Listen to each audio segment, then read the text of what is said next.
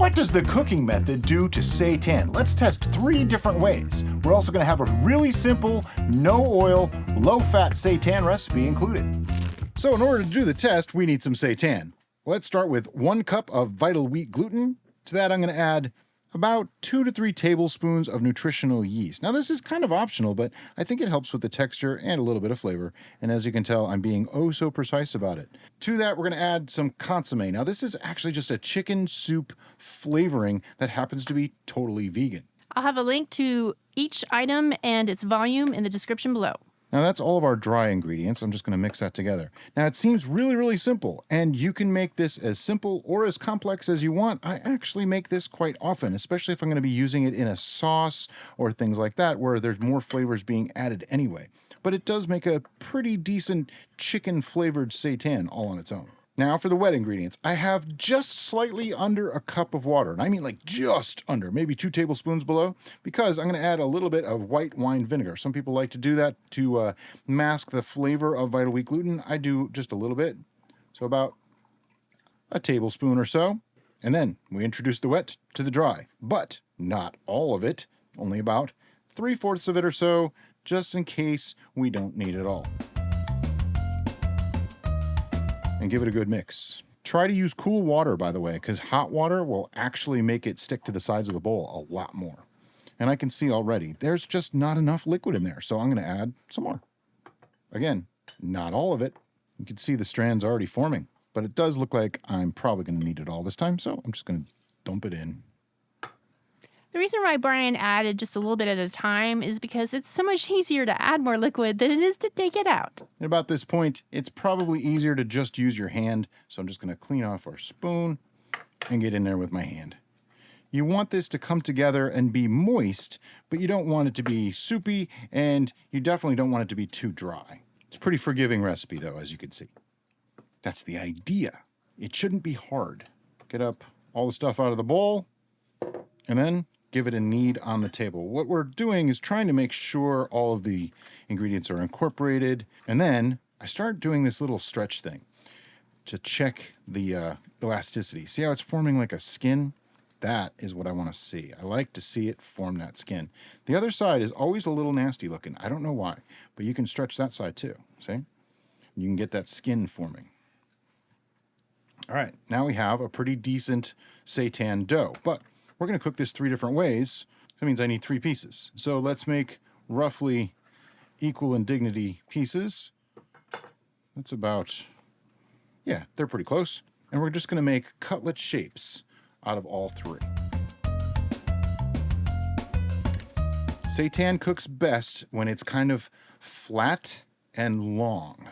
So rather than make it like a big ball, which is going to take forever to cook, you want to make them more or less flat, kind of like a cutlet, like I said. And I just am stretching it kind of from the underside and pulling just a little bit. All right, there's our 3 pieces of seitan. Now, for the first method, we're actually going to steam it. And before I steam things, I like to wrap them up. So I have here a piece of parchment, probably a little bigger than I need, but it's okay.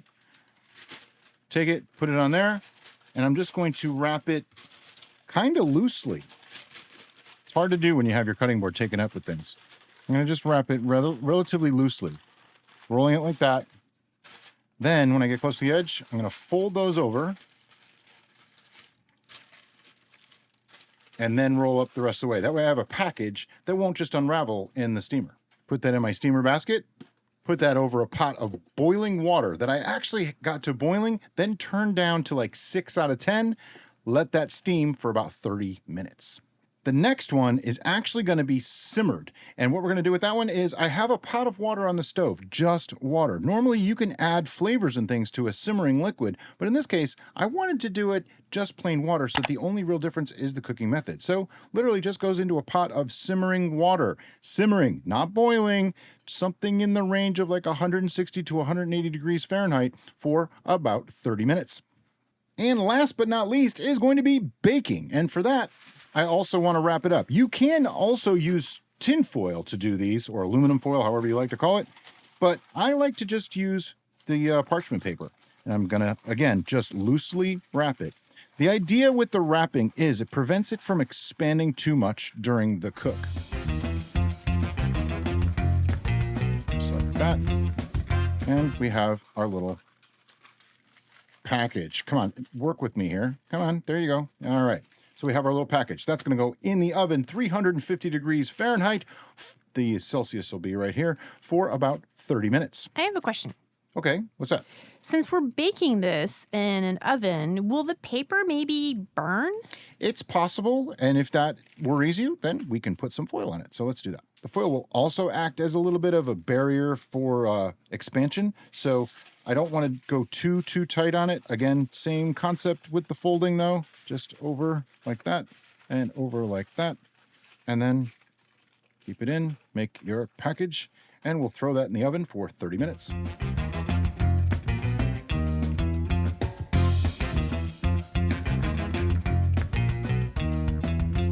All right, so 30 minutes is up. We have our 3 contestants. It's time to unwrap them and see how they look. Now, normally, one thing, you would put seitan in the fridge and let it sit overnight or at least a few hours. That actually improves the texture greatly.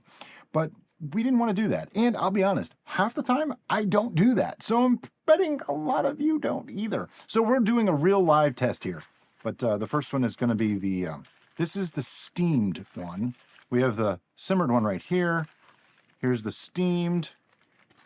They smell good. Oh yeah, they do. To You can start see off with. it takes on the shape of the Packaging. packaging. Slightly different color. That's interesting.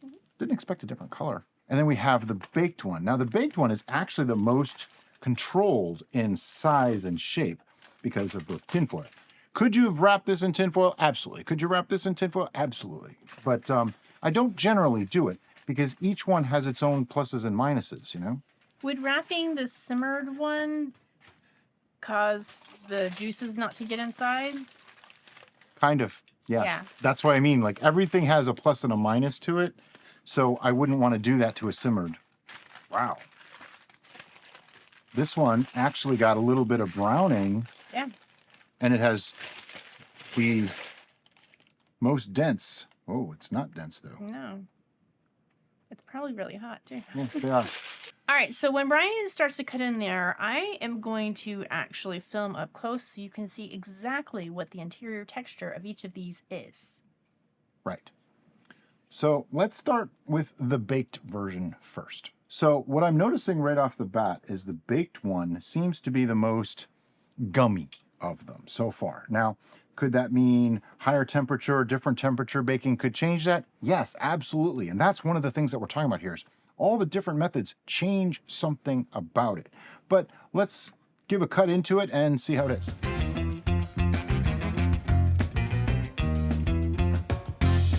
Now, I will say right off the bat that it does have a slightly tougher texture than some seitans I've had. It's very firm inside, very, very firm. Smells good. Has kind of a roasty.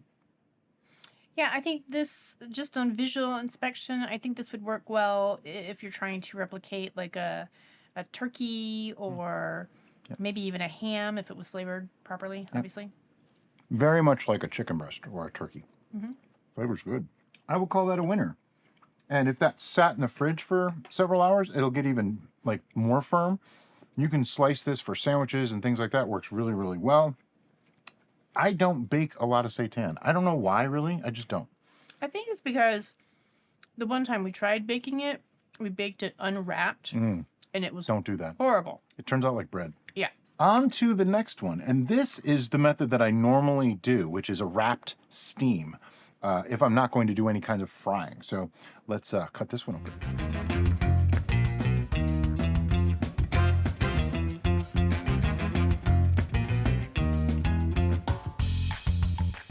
Things I noticed as I was cutting this one is it feels a little less firm, like less bouncy than the other one, the baked version, but it is actually a very firm texture. Yeah, this one is showing more of the striations, if you will, and it has more of a, almost like a steak-like texture. It feels moister too. It definitely feels like it held more liquid in. This is steamed. Not as chewy, but firm still. Really good. Good for all around, basically. Slice this up, throw it into fajitas and that sort of thing. Works really, really great. I'll often use this method and make it flatter as like a cutlet, and we make like seitan parmesan and stuff like that out of it too. So I actually like this one. I really like the texture, the striations. It has a really nice chew. It's this the baked one is dense and compact. So if you're looking for something that comes to mind as dense and compact, then I would say that would be the right way to go. But overall, general meat replicant for me The steamed is the way to go. The other advantage to the baked one being more dense is if you add that to something that has a longer cook time, like a stew or something like that, you could probably get away with leaving this in longer because this one's going to start to expand more. Yep. But that brings us to the last one, which is simmering. Now, a lot of people will fry, then simmer, and I've shown that method many times. We're trying to adapt to a more no-oil cooking style, trying to keep it a little lower fat. And this one definitely confirms to that. It did not puff up as much as I thought, but this is the secret to the simmer method, is keeping it at a low simmer. If it boils, it's going to turn bready and just poof right up. Yep. This one actually looks like it maintained a pretty good texture. I'll get a conclusion on some of this stuff in just a couple minutes, but let's cut this one open.